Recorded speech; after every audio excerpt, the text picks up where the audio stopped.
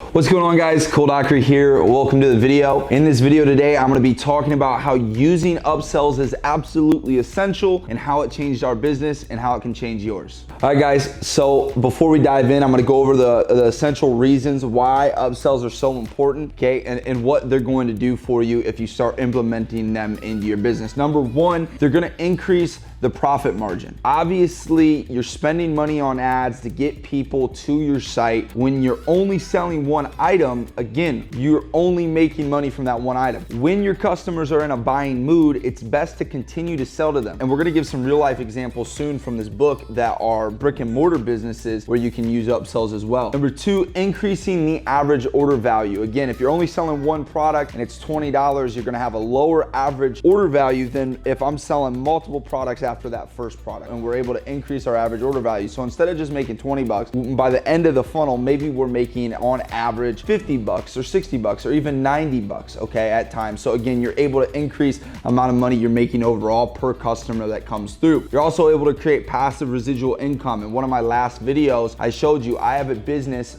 in the e-com space that's doing over $130,000 a month of passive residual income through a subscription box model. So again, using upsells to get people into trials for your subscription box is super powerful and create that passive monthly residual income that comes in month after month after month. And number four here is spend more on advertising. Okay, this goes back to increasing the profit margin. When you can make more, you can spend more, which means you get to beat your competitors. And with Facebook ads, which is what we mainly use, okay, becoming more and more competitive, this is obviously very important for you and your business to do. So now I want to cover a story of mine. The first time I truly implemented upsells, it was 2017, and I was launching an ebook regarding Facebook ads. So I'd been running Facebook ads from 2015 all the way to 2017, and I had massive success selling affiliate products and doing CPA marketing. So I'd put together an ebook, and this was the first time that I was fully implementing upsells and downsells. And you know, I'd used funnels for a while, but I never built a funnel where I offered upsells and downsells. And the way that the funnel was structured was I was going to sell the ebook, and the ebook was, I think, $9.99 or $9.97, $10. And essentially after the ebook, I had a master class, and then I was also selling one-on-one coaching. So what we had set up was a ebook order form for $9. After the ebook, which was filled with immense value, we had a master class which was about 30 minutes long, and it was completely free. This master class kind of was a visual of the ebook, but breaking it down even more. I then went on at the end of that masterclass to sell a $37 video class of everything in the ebook. After that $37 class, I then offered them an upsell for a couple $100 for one-on-one coaching. And this had been the very first time that I ever implemented the ideas of upsells and downsells. And I didn't really know how it was gonna work, but to my surprise, I had a massive amount of people go through the front end of my funnel, okay, for $9, $10, and that was great. It was a couple $100 every day coming in from that. But what boosted me from a couple $100 a day to almost $1,000 a day with that funnel was the upsells, because as I would see, a majority of people would at least take the masterclass for $37, and then I don't remember the exact percentages, but a lot of people took me up on my one-on-one offer, a 30-minute consultation with me. So again, this was my very first experience, and I remember, you know, one time in particular, I was golfing.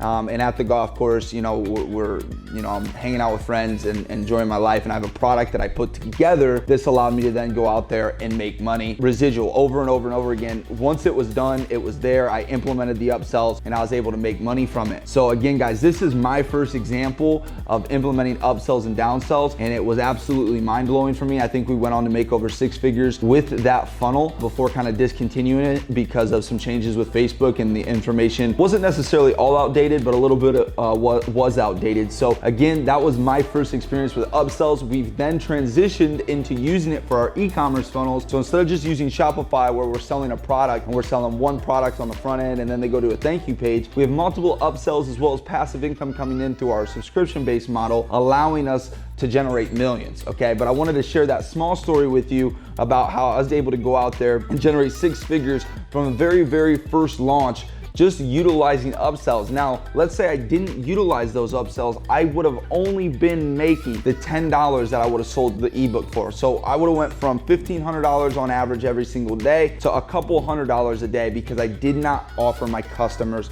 more. So now what I want to do is, this is a book I've been reading, and this is by Dan Kennedy, a well-known marketer, and I want to talk about some real life brick and mortar examples that he gives in here that you can also apply online, but this makes a ton of sense. So let's go ahead and dive into that. All right, guys, so I want to go over some examples in here because, again, this just really opened my mind to upsells, right? Obviously, me being full e-commerce, everything I've done online has always been on the internet, but in this book he gives some real life examples, and again, I don't want to take the credit for it. The e-commerce stuff that I taught you, again, that is my experience, it's stuff that I've learned, but this is a book that I'm currently reading, and it just gives you some more insight on how much money is being left on the table by companies who are not upselling, whether it's brick and mortar, whether it's service-based, or whether it's on the internet. So I actually took some notes here I want to cover with you guys. Dan Kennedy, pretty much in this book, talks about how he had, I think, Stanley Steamers, okay, come to his house to do a cleaning.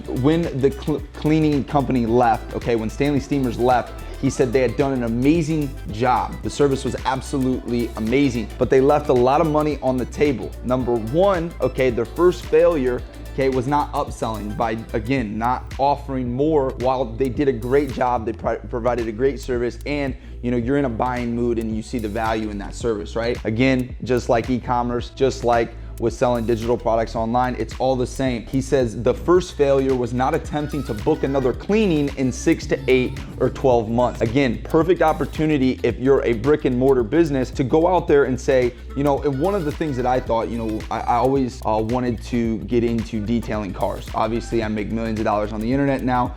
Maybe one day I will buy one of those businesses and have it. And you know, the first thing that popped in my mind was I always go and get my truck detailed now, ever since I started doing it. And you know, one thing that they never do is offer to book it again, because obviously I use my vehicle all the time. It's going to continue to get dirty and it's going to need cleaning again. If they offered me the ability to book ahead of time, I most definitely probably would. So again, you know, Stanley Steamers, they left money on the table by not attempting to book another cleaning in 6 to 8 or 12 months. They're leaving it up to the customer when they could just lock that in. Number two is no attempt to enroll in auto pay to bundle the services or payments throughout the year. Again, these are all things that you can do. Number three was no referral program to incentivize referring friends.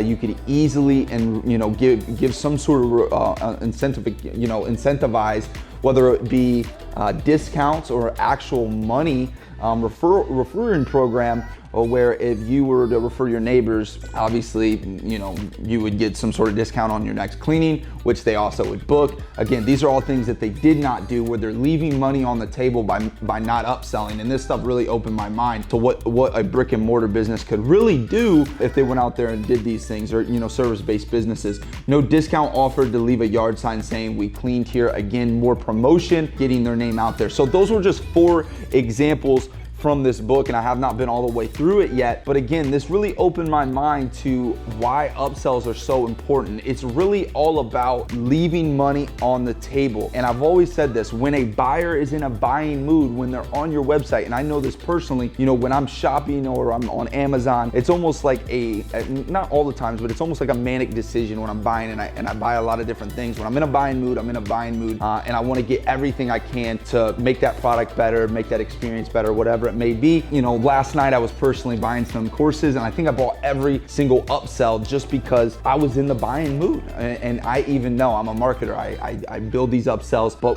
when I see them, I take advantage of them. So if you're currently not using upsells in your business right now, you're leaving money on the table. And I wanted to make this video and let you guys know, if you guys go out there and start implementing very, very simple things like adding upsells into your e-commerce business, adding upsells into your service-based or brick and mortar business, okay, this is gonna allow you to 10x your business. It did for me. I can't imagine if I never started adding upsells where I would be. So go out there, implement the upsells. I hope you guys enjoyed this video. If you have any questions, leave them down below. Make sure you guys subscribe for more content, and I'll see you guys soon. Peace.